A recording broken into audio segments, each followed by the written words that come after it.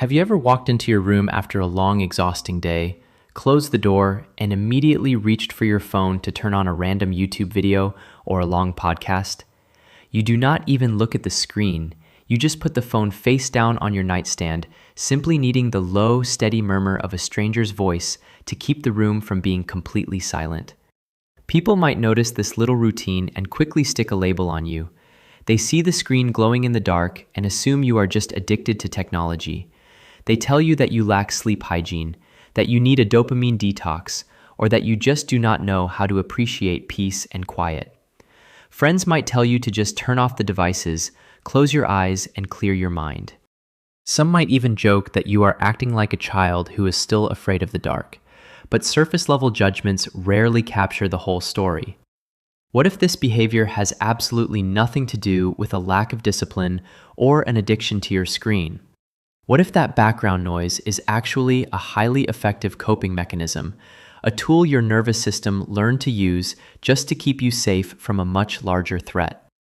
Let's peel back the surface and look a little closer. Imagine your phone battery suddenly dies right now. The video stops. The room is instantly swallowed by complete, heavy, undeniable silence. Notice what happens inside your body right at that exact moment. Does your chest feel lighter? Or do your shoulders suddenly tense up? Does your breathing get a little shallower? If you are someone who constantly needs background noise, you already know what that sudden silence feels like. It is not peaceful. It feels suffocating. It feels like a trap. Because the truth underneath the surface is this: you are not turning on that podcast to listen to a stranger. You are turning it on to drown out the noise inside your own head. When the room goes perfectly quiet, your brain does not simply power down. Instead, it takes that empty, silent space as an open invitation to project a terrible, uninvited movie. You are lying there, pulling the blanket up to your chin, trying to rest, but your mind is incredibly loud.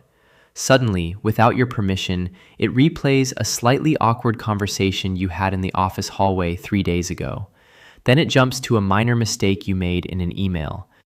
Then it pulls up a deeply painful memory from years ago, a time when your feelings were completely dismissed, and before you know it, your brain is spiraling into a catastrophic scenario about tomorrow, convincing you that everything is going to fall apart. You are physically safe. You are resting in a locked room, but your nervous system is sounding a massive, blinding alarm.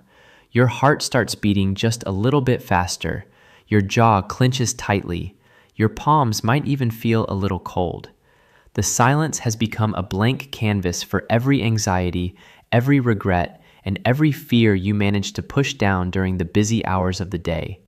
Psychology often explains this invisible battle through the lens of intrusive thoughts and a hypervigilant nervous system. When you have spent a long time feeling overwhelmed, having to hold everything together, or living in an environment where you constantly felt emotionally unsafe, your brain gets stuck in a permanent survival mode. Its primary job is to protect you, and it believes that if it ever stops worrying, you will be caught completely off guard and get hurt again. So it uses the quietest, most vulnerable moments of your day to aggressively scan for potential threats. During the day, the noise of traffic, the chatter of coworkers, and the endless stream of tasks act as natural buffers. They keep your brain busy. But at night, the silence strips away all those natural distractions. Without them, you are left completely unprotected against the most ruthless, exhausting critic you have ever met, which is your own mind. This is why you instinctively reach for your phone the moment the room gets quiet. You put on a rain sound video, a true crime podcast, or an audiobook you have already listened to a dozen times. You are not trying to learn anything new. You are deliberately creating a distraction shield. By feeding your brain a steady, predictable stream of low-stakes audio information, you are giving it a job to do. The background noise requires just enough cognitive processing to keep your mind occupied, leaving absolutely no empty capacity, no available room for those painful memories or anxious scenarios to creep back in. The noise acts as a temporary, much-needed anesthetic for a mind that simply does not know how to stop working. But here is the plot twist. The fact that you constantly need this background noise does not mean you hate peace and quiet. It means that right now, the silence inside your room is actually the loudest, most overwhelming, and most cruel place for you to be. Think about the irony for a second. You might be the kind of person who gets easily drained by loud, busy crowds. You might absolutely hate the chaotic noise of a packed subway car, or the overlapping conversations in a busy office. Your shoulders probably tense up when too many people are demanding your attention at once. You deeply crave personal space.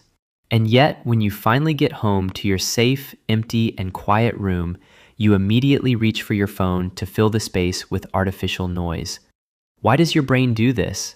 Because external noise from a crowd is entirely unpredictable. It crosses your boundaries, demands your energy, and forces you to react. But the noise coming from your phone, you have total control over it. You can pause it, change the episode, or lower the volume with a single tap.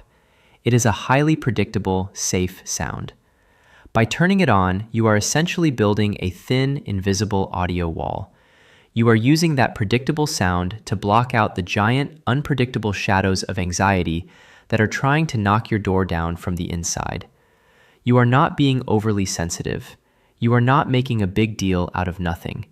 Your body, long before your logical mind even catches up, simply recognizes a harsh reality. It knows that right now, your internal world is not a safe place to step into. It is too full of unprocessed emotions, unresolved stress, and extreme exhaustion. If this sounds exactly like your nightly routine, please hear this. You are not broken.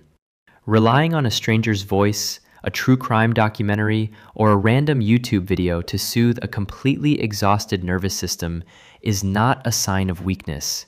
It is actually a deeply understandable and in many ways incredibly resourceful survival effort. Your body is just trying to find a way to get you safely through the night. It is just trying to give you a break. When you have spent your entire day putting on a brave face, solving everyone else's problems, or trying to perfectly meet everyone's expectations, your mind is left in a state of high alert. You have basically been holding your breath, emotionally speaking, for 12 hours straight. Of course, when the lights go out, your brain does not know how to suddenly switch off and relax. It is still bracing for an impact. So, borrowing a calm, steady voice from a podcast is like having an invisible friend sit next to your bed. It is a way of tricking your nervous system into believing that someone else is keeping watch, so you do not have to be on guard anymore. You do not need to feel guilty for needing that noise. You do not have to force yourself to sit in pure, terrifying silence if it only brings you panic and makes your heart race. However, as a gentle and responsible reminder, it is important to know that an audio shield is only a temporary fix. It successfully pauses the intrusive thoughts, but it does not actually make them disappear. Someday, when you feel a little stronger and when your emotional battery is a little more charged, you might need to slowly turn that volume down just a tiny bit. You might need to learn how to sit with yourself just for a few short minutes and gently begin to sort through the heavy clutter inside your mental room. People on the outside might tell you to just put the phone away and go to sleep.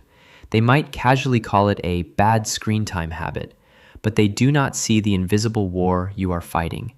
They do not know how hard you have to work and what you have to do just to find a few hours of peace before the sun comes up again. So I have a question for you. What is the one thing you usually listen to, the one specific sound or voice that makes you feel safe enough to finally close your eyes and fall asleep? Let me know down in the comments.